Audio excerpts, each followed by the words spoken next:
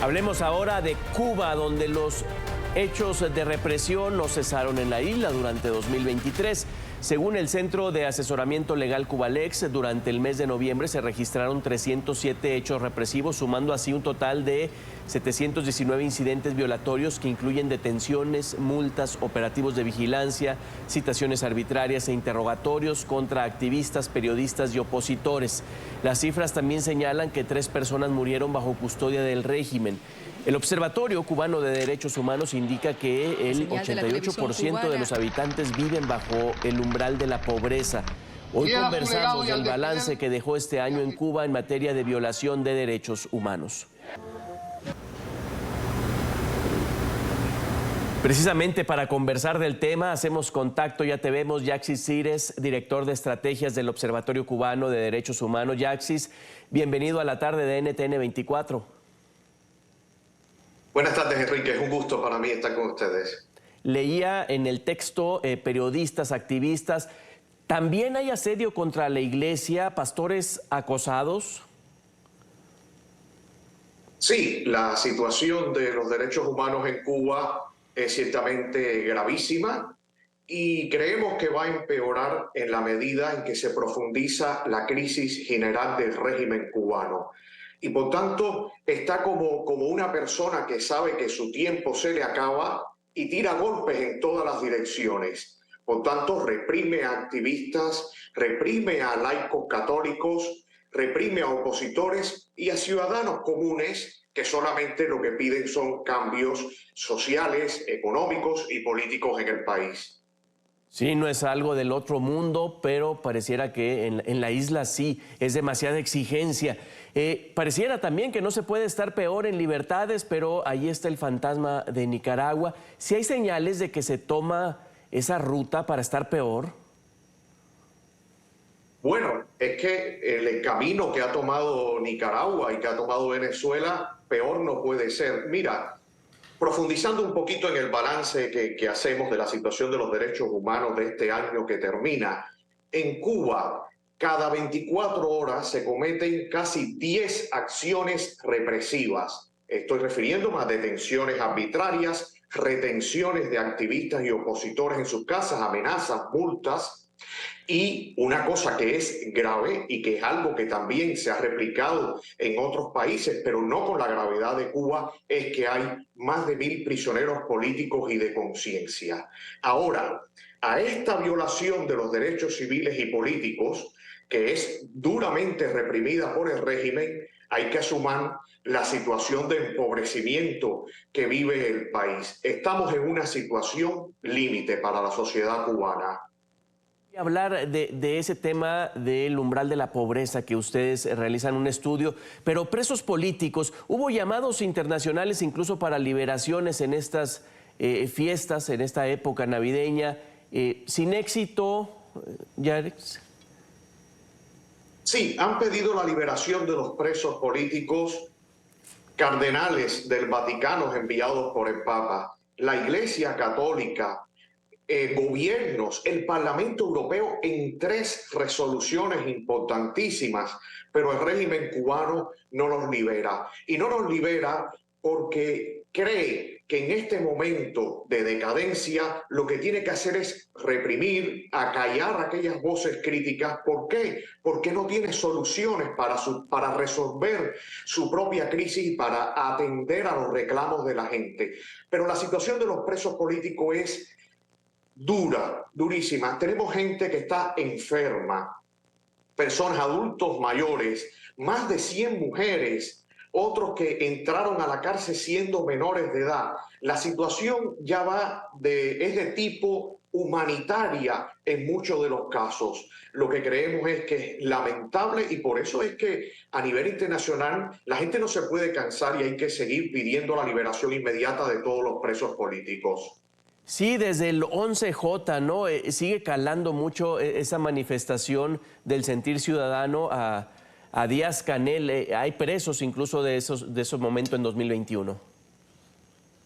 Sí, la mayoría de los presos que hay actualmente, repito, más de 1000 prisioneros políticos y de conciencia, pertenecen a esas manifestaciones del 11 de julio, 11 y 12 de julio del 2021, pero también de otras protestas que ocurrieron posteriormente. Hay casos que cualquiera que no vive en Cuba o no vive en un régimen como el nicaragüense o el venezolano no entendería. Por ejemplo, una chica condenada a 5 años de prisión por envolverse en la bandera cubana en un performance. O sea, es una situación verdaderamente grave. Personas enfermas con 3 enfermedades, se les pide ya que por humanidad los liberen y ni siquiera eso hacen. Sí, imagine cargos como traición a la patria solo por alzar la voz y pedir servicios básicos. Nos decía o leíamos el informe, 88% de los cubanos viven por debajo del umbral de pobreza. ¿Cómo logran recolectar esta información? Porque pues desde organismos oficiales no surge nada de ello. Evidentemente, el régimen cubano no ofrece información transparente y veraz de lo que está pasando en Cuba. Y queda claro que es un régimen que reprime, pero también un régimen que empobrece. Y la cifra del 88% de pobreza extrema en Cuba, es decir, que afecta a la mayoría de las familias cubanas, refleja la gravedad de la situación de los derechos sociales en Cuba. 88% de familias pobres, 78% de los cubanos, por ejemplo, que no pueden realizar 1 o 2 comidas diarias. Y así hay diferentes elementos de la vida diaria de la gente que no se respetan esos derechos, como la vivienda, el acceso al agua, la electricidad. Es un régimen que no da respuestas ni en derechos que en un momento presumió a nivel internacional que se respetaban en Cuba.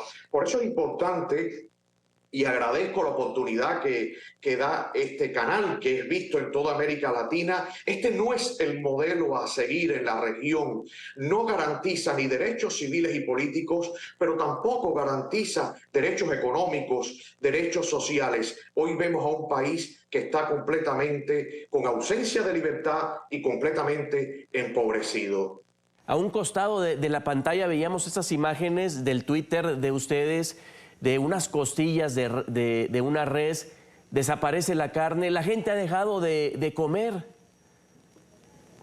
Efectivamente, sí, el 78% de la gente ha tenido que privarse de alguna comida. Para que entendamos la situación que se está viviendo, la jubilación mínima, o sea, el pago que se le hace a un jubilado en Cuba, solamente le alcanza para comprar una bolsa de leche en polvo. Así estamos de grave. O el salario mínimo solamente alcanza para comprar 2 libras de cerdo. Y lo digo porque en estas fechas especiales, que hay la costumbre en nuestra región de comprar cerdo, pues el salario mínimo de un trabajador en Cuba es para comprar 2 libras de cerdo. Es una situación gravísima y lo que lamentamos es que el régimen cubano no busque las soluciones, no transite hacia un Estado de derecho, de economía libre, que pueda garantizar niveles de prosperidad a Cuba y que no tenga que verse, por ejemplo, en los últimos años, más de medio millón de cubanos ha tenido que emigrar en diferentes condiciones, en condiciones peligrosas mucho, solamente hacia Estados Unidos, medio millón, repito. Yaxis, justo es mi siguiente pregunta. Condiciones para que la migración no cese con los riesgos que conlleva esta, muertes incluso. Bueno, es que hay que atacar a las causas. Hay que tener en cuenta cuáles son las causas que hacen que el pueblo cubano, como también el nicaragüense y el venezolano, emigren. ¿Y cuáles son? Es un régimen político, económico y social que no da más, que no funciona, que no garantiza no solamente libertad, sino también prosperidad. Mientras no se vean a esas causas, es más, todo lo contrario, mientras la gente no deje de estar elogiando al régimen cubano en otros países, por ejemplo, de América Latina, se profundizará la causa que hace que miles de cubanos se lancen a emigrar a cualquier país, porque solamente medio millón a Estados Unidos en los últimos 2 años, pero pensemos en cuánta gente se va para Europa, para otros países del Caribe, para Centroamérica, para Haití inclusive.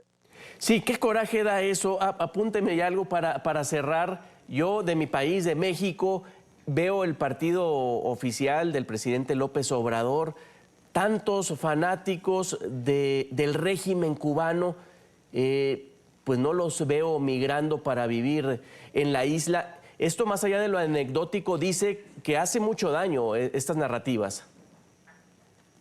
Sí, efectivamente, es una narrativa. A la gente que piensa como el régimen cubano en América Latina, no se le ocurre ir a vivir para Cuba. Sin embargo, siguen apoyando un modelo e incluso a algunos se le ocurre proponerlo para su país que sabemos que no funciona, que ha generado el 88% de pobres en una isla que tiene un capital humano tremendo. Es decir, esa es la esperanza de Cuba, el valor, la firmeza, el espíritu de sacrificio y emprendimiento de su gente, pero el régimen no se lo permite. Ojalá que para 2024 se consolide el sendero de la libertad en Cuba.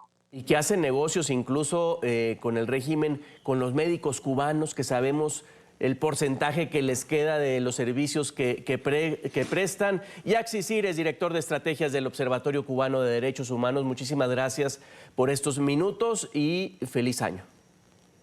Muchas gracias igualmente para ustedes.